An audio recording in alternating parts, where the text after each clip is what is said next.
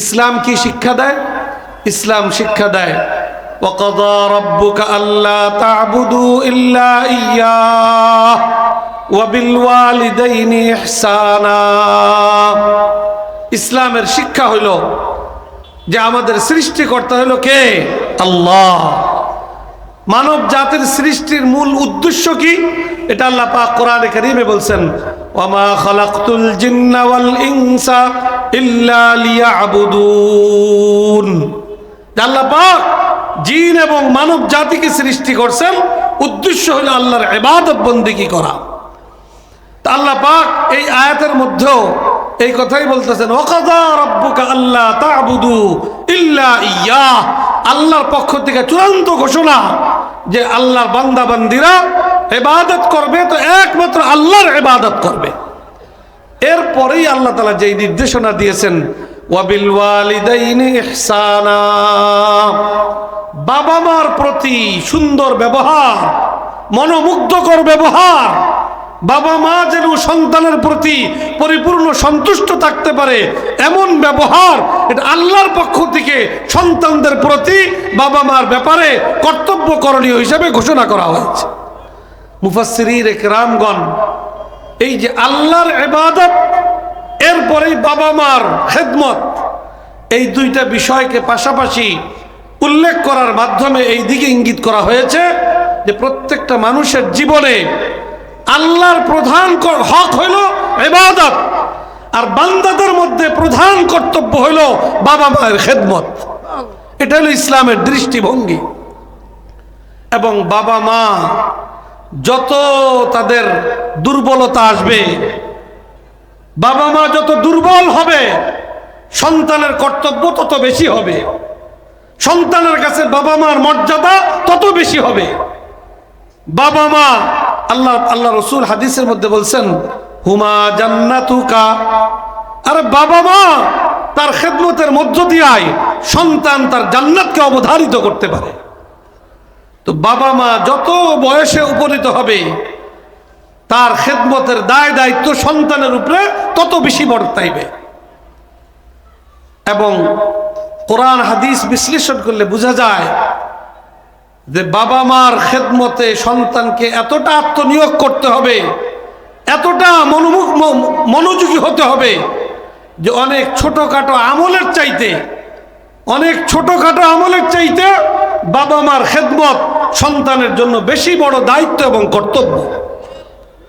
এবং বাবা মার খেদমতের মাধ্যমে আল্লাহর নিকট নৈকট্য লাভ এবং আল্লাহর পক্ষ থেকে বিশেষ মর্যাদা লাভ ইবাদতের চাইতে বাবা মার খেদমতের মাধ্যমে অনেক দ্রুত গতিতে এগিয়ে যেতে পারে। একটা হাদিসের একটা ঘটনা আপনাদের সামনে উপস্থাপন করি, বিপরীতমুখী দুইটা। একটা হলো বাবা মার খেদমতের দ্বারা মানুষ কতটা মর্যাদার অধিকারী হতে পারে, আর বাবা মার অসন্তুষ্টির কারণে মানুষ কতটা সমস্যাগ্রস্ত হতে পারে। দুইটা উদাহরণ হাদিসের থেকে আপনাদের সামনে আলোচনা করি। আপনারা সবাই এই ঘটনার কিছুটা আপনারা জানেন, নামও জানেন। ওয়াইস করনি নাম শুনছেন না? ওয়াইস করনি কি সাহাবী ছিল? তিনি কিন্তু সাহাবী ছিলেন না, কিন্তু তিনি ঈমান আনয়ন করেছেন আল্লাহ রসুলের হায়াতেই। আল্লাহ রসুলের হায়াতেই আল্লাহ পাক তাকে মুমিন হওয়ার সৌভাগ্য দান করেছে। তো ওয়াইস করনি আল্লাহ রসুলের যে দেশ মদিনা শরীফ থেকে অনেক দূরে ইয়ামানে তার বসবাস ছিল। ওয়াইস করনি রহমতুল্লাহ আলাইহি ঈমান আনার পরে ওনার অবস্থা এই ছিল যে ওনার মা বৃদ্ধা ছিল এবং মার খেদমতের প্রয়োজনে সবসময় ওনাকে মার কাছে থাকতে হইতো। মার খেদমতের জন্য উনি ছাড়া বিকল্প কোনো ব্যবস্থাপনা ছিল না। এদিক দিয়ে মুমিন হয়েছে, ঈমান আল্লাহ তাআলা তাকে ভাগ্য দান করছে। তো একজন আল্লাহ রসুলের সোহবত, আল্লাহ রসুলের সাক্ষাৎ, এটা প্রত্যেকটা মুমিনের তো ঈমানের সবচেয়ে বড়, তার দিলের সবচেয়ে বড় তামান্না হবে, এটাই তো স্বাভাবিক। হযরত ওয়াইস করনি রহমতুল্লাহ আলাইহি তিনি ভাবলেন যে একদিকে আমার মায়ের খেদমত, আরেকদিকে রসুল পাক সাল্লাল্লাহু আলাইহি ওয়াসাল্লামের মুলাকাত এবং সোহবত, এটার মধ্যে আমি কোনটাকে প্রাধান্য দিব? ওই জমানায় তো এরকম ছিল না অল্প সময়ে তিনি চলে যাবেন আবার ফিরে আসবেন, এটার তো সেই ব্যবস্থাপনা ছিল না। ওখানে দূরের থেকে আসতে হইলে একটা দীর্ঘ সময় নিয়ে রাস্তায় অনেক সময় আসা যাওয়াই লাগবে, এই জন্য বেশ সময় কাটবে। তো উনি যদি দীর্ঘ সময় ওনার মার খেদমত থেকে অনুপস্থিত থাকেন, মার জন্য অনেক কষ্টকর হবে। এই বিষয়টা বিবেচনা করে হযরত ওয়াইস কারনী রহমতুল্লাহ আলাইহি আল্লাহ রসুলের কাছে চিঠি লেখলেন, জানতে চাইলেন যে ইয়া রাসূলুল্লাহ, আমার তো মনে চায় আপনার দরবারে হাজির হইয়া আপনার সোহবত লাভ করি, আপনার দর্শনে আমি সৌভাগ্যবান হই, এটা তো আমার মনে চায়। কিন্তু আমার মা হায়াতে আছেন, দুর্বল অবস্থায় আছেন, তার খেদমতে থাকা অপরিহার্য সবসময়, তিনি আমার খেদমতের মুখাপিক প্রয়োজন আছে। এই অবস্থায় আমি কি আপনার দরবারে আসব না মায়ের খেদমতেই থাকব?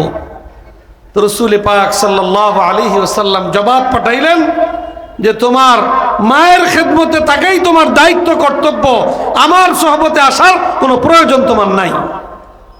হযরত ওয়াইস কারনী রহমতুল্লাহ আলাইহি রাসূল পাক সাল্লাল্লাহু আলাইহি ওয়াসাল্লামের এই নির্দেশনার উপরে ইস্তেকামতের সাথে থাকলেন এবং ইতিমধ্যে রাসূল পাক সাল্লাল্লাহু আলাইহি ওয়াসাল্লাম দুনিয়া থেকে বিদায় নিলেন। তিনি যে মায়ের খেদমতে নিয়োজিত থাইকা আল্লাহ রসুলের সোহবত থেকে বঞ্চিত থাকলেন, এটা বঞ্চিত নয়, বরং রাসূল পাক সাল্লাল্লাহু আলাইহি ওয়াসাল্লাম তার বিরাট মর্যাদার কথা আল্লাহ রসুল তার জবান মুবারকে সাহাবায়ে কেরামের সামনে ব্যক্ত করে গেছেন। হযরত ওমর ফারুক রাদিয়াল্লাহু তাআলা আনহুকে লক্ষ্য করে আল্লাহ রসুল বলছেন, হে ওমর ফারুক, এরকম ইয়ামানের এক লোক, তার নাম এই, তার চেহারার গঠন এই, সে কখনো যদি মদিনা শরীফে আসে এবং তার সাথে তোমার সাক্ষাতের সুযোগ হয়, তাহলে তার কাছে দোয়া চাইবা, কারণ তার দোয়া আল্লাহর দরবারে কবুল হয়। হযরত ওমর ফারুক রাদিয়াল্লাহু তাআলা আনহু উনি ওনার খেলাফত আমলে উনি সবসময় খেয়াল রাখেন যে ইয়ামান থেকে কোনো কাফেলা আসলেই উনিকে খোঁজ খবর নেন যে ওয়াইস কারনী নামক কোনো ব্যক্তি আছে কিনা। তো এরকম খোঁজ খবর নিতে নিতে নিতে একবার এক কাফেলার সাথে সাক্ষাৎ হয়েছে, যেই কাফেলায় গিয়ে জিজ্ঞেস করার পরে উনি জানতে পারলেন যে হ্যাঁ, এই নামে একজন ব্যক্তি আছে। তালাশ করে সেই লোককে বের করলেন, বের কইরা তার চেহারা সুরত দেখা উনি নির্ধারণ করতে পারলেন যে আল্লাহ রসুল তার আকৃতি যা বয়ান করছে এই লোকের মধ্যে সেই আকৃতি ফিট হয়, অতএব এই লোকই আল্লাহ রসুলের বাতলানু সেই ব্যক্তি। তো হযরত ওমর ফারুক রাদিয়াল্লাহু তাআলা আনহু ওয়াইস কারনীকে লক্ষ্য করে বললেন যে আপনি আমার জন্য দোয়া করুন। তো ওয়াইস কারনী, হযরত ওমর ফারুক খলিফাতুল মুসলিমিন, তিনি ওয়াইস কারনীর কাছে দোয়া চাইতেছেন, ব্যাপারটা কি? ওয়াইস কারনী রাহমাতুল্লাহ আলাইহি জিজ্ঞেস করছেন যে আমি দোয়া করব, আপনি খলিফাতুল মুসলিমিন, বিষয়টা কি? তখন হযরত ওমর ফারুক রাদিয়াল্লাহু তাআলা আনহু তাকে লক্ষ্য করে বললেন যে রাসূল পাক সাল্লাল্লাহু আলাইহি ওয়াসাল্লাম আমাকে এই কথা বলে গেছেন যে ইয়ামান থেকে এরকম ওয়াইস কারনী নামে কোনো লোক যদি পাও, তার কাছে দোয়া চাইবে, কারণ তার দোয়া আল্লাহর দরবারে কবুল হয়। তো ওয়াইস কারনী শুইনা ওনার চোখে পানি এসে পড়ছে খুশিতে যে আল্লাহ রসুল উনি যে ওনার মায়ের খেদমতকে আল্লাহ রসুলের সোহবতে আসার উপরে আল্লাহ রসুলের কথায় প্রাধান্য দিয়া ওই খেদমত নিয়োজিত থাকছেন, এর উসিলায় আল্লাহ পাক তাকে এই মর্যাদা দান করছেন যে আল্লাহ রসুল নিজে ঘোষণা করে গেছেন যে তার দোয়া আল্লাহর দরবারে কবুল হয়। তার কাছে ওমর ফারুকের মতো মহান সাহাবীকে দোয়া চাওয়ার জন্য নির্দেশ দিয়ে গেছেন। এটা হলো ইসলামের যে বাবা মার খেদমত, এটাকে এত প্রাধান্য দেওয়া যে অনেক সময় ফজিলতপূর্ণ অনেক আমলকে পরিত্যাগ করে মায়ে বাবা মার খেদমতে থাকতে পারা, এটা সন্তানের জন্য বেশি ফজিলতপূর্ণ, বেশি কর্তব্যপূর্ণ। এর বিপরীত আরেকটা ঘটনা শোনাই। ফকি আবুল লাইস সামারকান্দি রাহমাতুল্লাহ আলাইহি তানবীহুল গাফিলিন কিতাবের মধ্যে এক সাহাবীর ওয়াকিয়া লিখছেন। সাহাবীর নাম হলো আলকামা। সাহাবীর ইন্তেকালের সময় ঘনায় আসছে। ইসলামের তরিকা হইল যে কোনো মানুষ, মুসলমান যদি মৃত্যু পথযাত্রী হয় তাহলে তার নিকটজনের জন্য কর্তব্য হইল তার আশেপাশে বসে কালিমার তালকিন করা। কালিমার তালকিন এভাবে যে তারা কালিমা পড়তে থাকবে, ওই মৃত্যু পথযাত্রী ব্যক্তি শুই না, সেও হয়তো কালিমা পড়া একটা সৌভাগ্যের সাথে তার দুনিয়া থেকে বিদায় হবে। তো আলকামা নামক সাহাবী মৃত্যুর সময় আসছে, আশপাশে সবাই কালিমার তালকিন করতেছে, কিন্তু তার জবান দিয়ে কালিমা বের হয় না। তো তার স্ত্রী খুব পরেশান হইয়া রসুল পাক সাল্লাল্লাহু আলাইহি ওয়াসাল্লামের দরবারে গিয়ে এই হালাত আল্লাহ রসুলকে শুনাইছেন যে, ইয়া রাসূলুল্লাহ, আলকামা তো মৃত্যু পথযাত্রী, কিন্তু তার মুখ দিয়ে তো কালিমা বের হচ্ছে না। আল্লাহ রসুল হযরত বেলাল রাদিয়াল্লাহু তাআলা আনহুকে পাঠাইছেন যে, বেলাল যাও গিয়ে দেখো ঘটনা কি। তো বেলাল আইসা দেখে যে ঠিকই সবাই আশপাশে বৈশা কালিমা পড়তেছে, কিন্তু ওই আলকামার মুখ দিয়ে কোনো কালিমা বের হচ্ছে না। বেলাল রাদিয়াল্লাহু তাআলা আনহু আল্লাহ রসুলকে গিয়ে সংবাদ দিলেন। রসুল পাক সাল্লাল্লাহু আলাইহি ওয়াসাল্লাম তখন জানতে চাইলেন যে তার বাবা মা হায়াতে আছে কিনা। ওই সাহাবীর বাবা আগেই মারা গেছেন, মা অনেক বার্ধক্যে উপনীত, মা জীবিত আছেন। তো রসুল পাক সাল্লাল্লাহু আলাইহি ওয়াসাল্লাম সংবাদ পাঠাইছেন, যদি মার পক্ষে সম্ভব হয় তাহলে মা যেন আমার দরবারে আসে, আমার কাছে আসে, আর যদি তার আসা সম্ভব না হয় তাহলে আমি তার কাছে যাব। এই সংবাদ শুই না ওই মা বৃদ্ধা অবস্থায় কষ্ট করে আল্লাহ রসুলের দরবারে হাজির হয়েছে। রসুল পাক সাল্লাল্লাহু আলাইহি ওয়াসাল্লাম ওই মহিলাকে জিজ্ঞেস করছেন, আপনার সন্তান আলকামা সে কেমন? তো খুব প্রশংসা করছে যে খুব ভালো, দিনদার, আমলদার, খুব নামাজি, মুত্তাকি, পরহেজগার, নফল নামাজ পড়ে, রোজা রাখে, তাহাজ্জুদের নামাজ পড়ে, এই সব গুণাগুণ বয়ান করছে। আল্লাহ রসুল তখন দ্বিতীয় প্রশ্ন করছেন যে আপনার তার প্রতি কি মনোভাব, আপনি তার প্রতি সন্তুষ্ট না অসন্তুষ্ট? তখন মা বলে যে আমি তার প্রতি অসন্তুষ্ট। কি কারণে? যে সে তার স্ত্রীর কথা আমার কথার উপরে প্রাধান্য দেয়, এবং এছাড়া আমার প্রয়োজনীয় খেদমত সে পরিপূর্ণরূপে আঞ্জাম দেয় না, এই জন্য আমি তার প্রতি অসন্তুষ্ট। তো রসুল পাক সাল্লাল্লাহু আলাইহি ওয়াসাল্লাম বলেন হাদিসে পাকের কথা, সাখাতু উম্মিহি হাজাবা লিসানাহু আন শাহাদাতি আল্লাহ ইলাহা ইল্লাল্লাহ, যে তার যে জবান থেকে কালিমা বের হচ্ছে না, এটার মূল কারণ আর রহস্য হইল তার মায়ের অসন্তুষ্টি। মায়ের অসন্তুষ্টির কারণেই তার জবান থেকে কালিমা বের হচ্ছে না। তো এখন এই মুহূর্তে কি করা যায়? রসুল পাক সাল্লাল্লাহু আলাইহি সাল্লাম একটা হিকমত আর কৌশল অবলম্বন করলেন।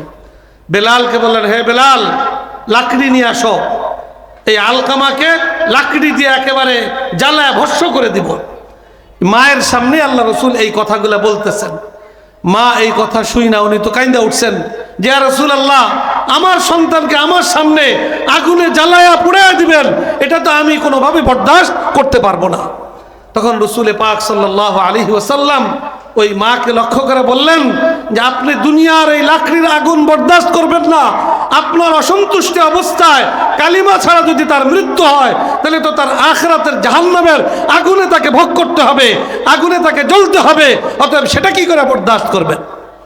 তখন ওই আলকামার মা আল্লাহ রসুলকে সাক্ষী রেখা, উপস্থিত সকলকে সাক্ষী রেখা ওই মা বললেন যে, আমি আলকামাকে আমার মন থেকে আমি মাফ করে দিলাম, আমি তার প্রতি সন্তুষ্ট হয়ে গেলাম। এই কথা যখন মা বলছে, আল্লাহ রসুল নিশ্চিত হয়েছেন যে এখন তার জবান দিয়ে কালিমা বের হইতে আর কোনো অসুবিধা হবে না। হযরত বেলালকে পাঠাইছেন যে, যাও তুমি আলকামার বাড়িতে গিয়ে তার অবস্থা কি।